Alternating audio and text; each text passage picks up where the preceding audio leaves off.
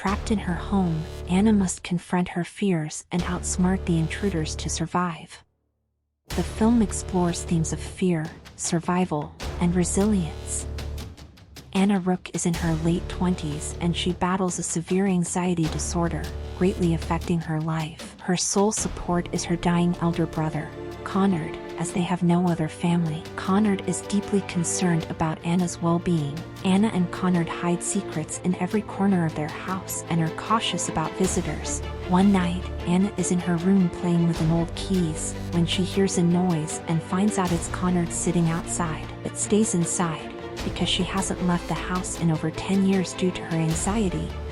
The following day, Connard's lawyer, Charlotte, arrives to discuss his will and Anna's inheritance, but Anna isn't prepared for that conversation. They're also visited by Dan, the friendly delivery guy who brings them food daily. Apart from Connard, Dan is the only person Anna feels comfortable talking to. Over time, he has earned her trust with his kindness. While chatting, they hear a loud noise coming from Connard's room. Anna quickly helps her brother back to bed, and they spend the entire day together discussing various topics. Connard brings up their father and asks for Anna's forgiveness, but it only angers her. A few hours later, Anna is awakened by her care alarm. Rushing to Conrad's room, she discovers him lifeless. Despite expecting this, Anna is profoundly unprepared for her brother's death. After the paramedics take his body, she cleans the entire house and disposes of his medications. When Anna reaches her lowest point, Dan steps in to support her and offers a shoulder to cry on. He suggests she sell the house and relocate, but Anna is emotionally attached to it. During their conversation, Dan confides that he wants to leave town but lacks the financial means. Anna leaves briefly and returns with a bag of money, urging him to take it for a better life. Despite Anna's insistence that she has more than enough, Dan refuses to accept the money. On the day of the funeral, Anna prepares to leave but succumbs to her overwhelming anxiety at the last moment. Despite her deep desire to bid her brother farewell, she remains at home, consumed by her thoughts. Suddenly, a car stops outside, and 3 men approach the house. They peer through the window, making sure no one is home, indicating their intention to rob the place. In a moment of panic, Anna watches as JP, one of the intruders, smashes the back door, letting Vance and Perry inside. JP seems to be the leader, though the robbers assume Anna is at the funeral. A noise from the kettle reveals her location. She quickly escapes upstairs as the men search the house. Perry finds her hiding in the bedroom, prompting her to sprint back downstairs. Just as Anna reaches the front door, she hesitates. Her anxiety disorder paralyzes her. JP quietly shuts the door and questions why she didn't flee. Anna also had a chance to call the police while hiding upstairs, but she didn't take it. The robbers find her behavior odd, but their primary focus remains on the money they believe she has hidden somewhere in the house. JP and his brother Vance continue looking for the money while Perry keeps an eye on Anna. She tells him about her anxiety and how she hasn't stepped out of the house for over a decade. Perry is fascinated by her and wants to check if she is telling the truth for his entertainment. He forcefully pulls her outside, making her pass out. When JP picks her up to help her, Anna wets herself. Vance is asked to take her to her room and get her cleaned as the other two search for the bag of money. They ultimately find a basement with 2 doors without handles. The doors surely lead somewhere, but are impossible to open. It is clear that either Conrad or Anna wanted to keep these rooms a secret. Meanwhile, Vance is still trying to get Anna to change. He is the weakest link among the 3 and is not willing to hurt someone for money. Anna also notices this and tries to convince him to help her to some extent, but fails. In a fit of rage, he forcefully tries to make her change, but is stopped when the delivery guy, Dan, arrives. He was at Conrad's funeral and has come to check up on Anna because she wasn't there. Anna is thankful that she finally has someone to help her until Dan calls Vance by his name, revealing that they are friends. She realizes that Dan is also with the robbers and loses her mind. She runs downstairs and hides somewhere away from the robbers. Perry knocks him out, revealing that he is, in fact, not a part of their group. After a few minutes of searching for Anna, Perry loses patience and threatens to kill Anna's pet bird if she doesn't show herself. Anna remains hidden, causing Perry to hammer the poor bird to death. By now, Dan has woken up, but JP ties his hands and pushes him onto the couch. While the robbers are busy with him, Anna runs to the bathroom but makes a noise. Vance follows her and is about to get her when Anna stabs his neck, killing him on the spot. The other two are still with Dan, but the strange silence makes them believe something is wrong. They ask Vance to say something only to hear the sound of Anna dragging his body to the basement. They discover the bloodstains on the floor and follow them only to find Vance's lifeless body. JP holds his brother, tears streaming down his face, vowing to avenge his death. The mission transforms into something far deeper than a mere robbery for the surviving duo. In the midst of their grief, Perry spots Anna behind a door, but she locks it before he can reach her. Anna rushes into her room and retrieves the key she was playing with at the beginning of the film.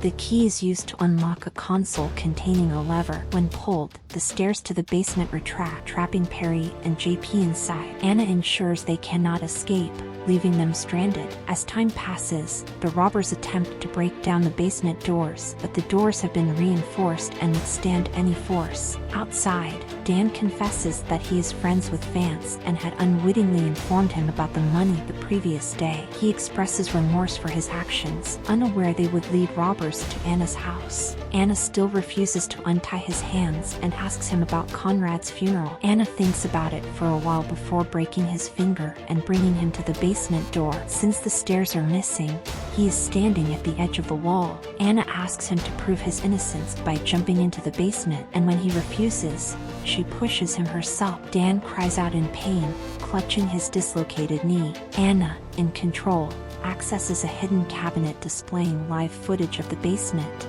Later, she returns to check on them, witnessing JP's torment of Dan in an attempt to evoke sympathy. To their surprise, Anna instructs them to use the first aid kit inside one of the two locked rooms with no door handles. Then JP enters the room, and soon Anna presses a button and he's locked inside. JP finds it extremely strange because the room looks identical to the one he had seen upstairs. In the meantime, Perry tries to break the second door and is successful after many tries. He finds a freezer and opens it to see dead bodies inside. Shocked to the core, Perry runs outside and comes face to face with Anna. Now that he has seen things that he shouldn't have, she cannot let him live. She hits him with a hammer on his head. The man is about to strangle her to death before he loses too much blood and dies. Outside, Dan manages to move into the second room and sees the dead bodies, realizing that something is very wrong. Meanwhile, Charlotte comes to check up on Anna because she hasn't been picking up her calls. Anna pretends like everything is fine and makes up an excuse for the noise coming from the basement. Charlotte ignores and leaves. Next, Anna goes to the basement and finds Dan by the freezer. She puts him inside a cupboard, which leads him into the room where JP is locked. The room has a one-way mirror that she uses to keep an eye on them. JP figures this out and tries to break it, but Anna informs him that the glass is bulletproof. She then makes him wear a shirt out of a cupboard. It turns out that Conrad and Anna used to drug men, lock them inside this room and torture them, while Anna watched through the mirror. JP wants to know the reason they replicated the room and whose shirt he is wearing. It is then revealed that Anna's father used to sexually assault her when she was a child. Then one day, Conrad strangled their father to death and became her hero. Ever since then, they have been luring registered sexual predators into the house and killing them. Anna believes that they did the right thing because offenders deserve the punishment, but JP claims that both of them are psychopaths. They got high from killing their father and wanted to relive the moment again and again. Anna loses her mind at the accusations and provides Dan with a gun to kill JP. JP pushes Dan aside and gets a hold of the gun.